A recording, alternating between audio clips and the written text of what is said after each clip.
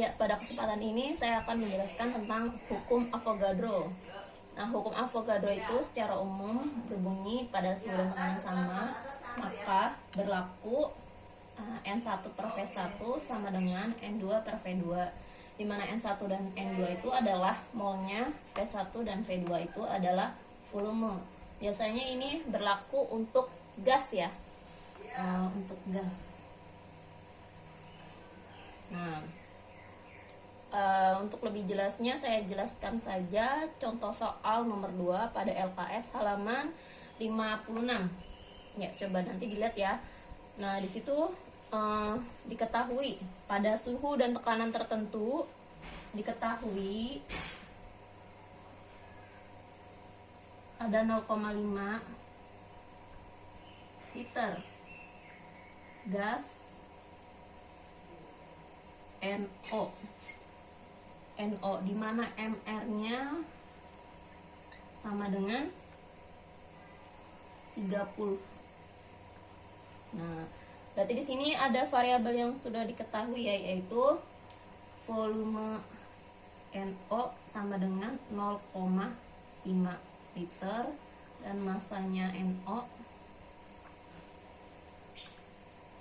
sama dengan 3 gram gitu. Lalu pada suhu dan tekanan sama, pada P dan T sama, volume gas CO2 yang dihasilkan, ya, ditanyain volume CO2 yang dihasilkan berapa jika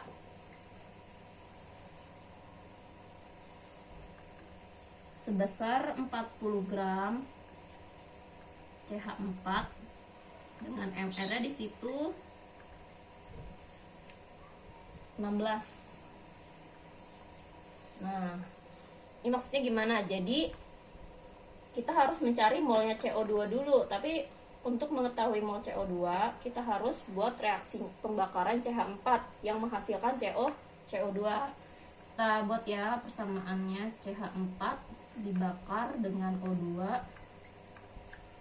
hasilkan CO2 dan H2O.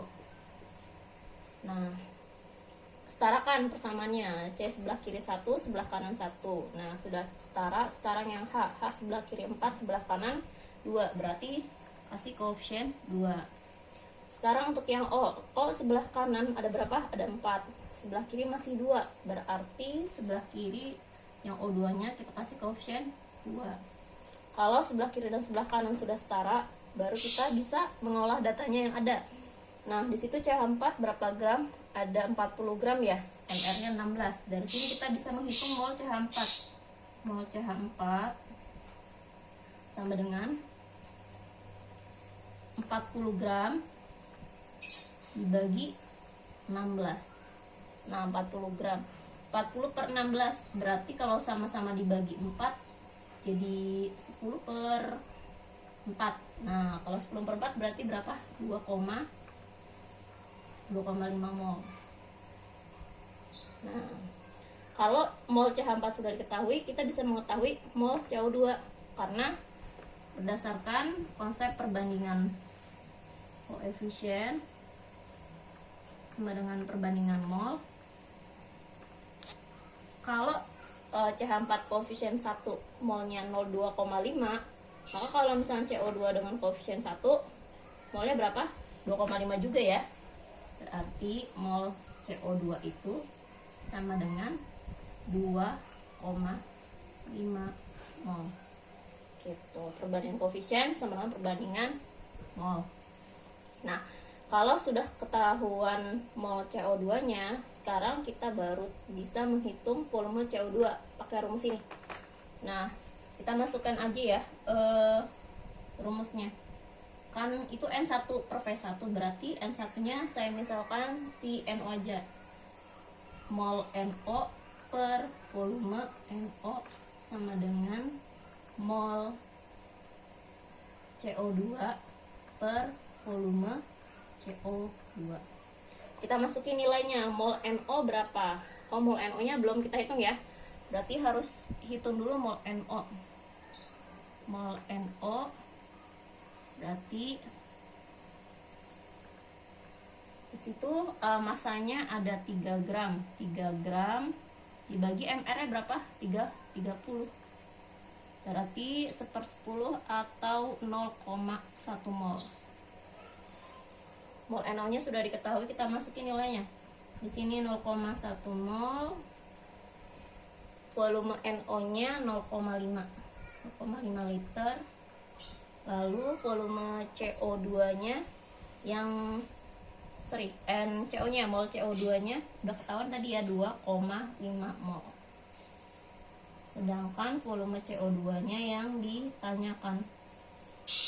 Berarti volume CO2 sama dengan 2,5 dikali 0,5 dibagi 0,1.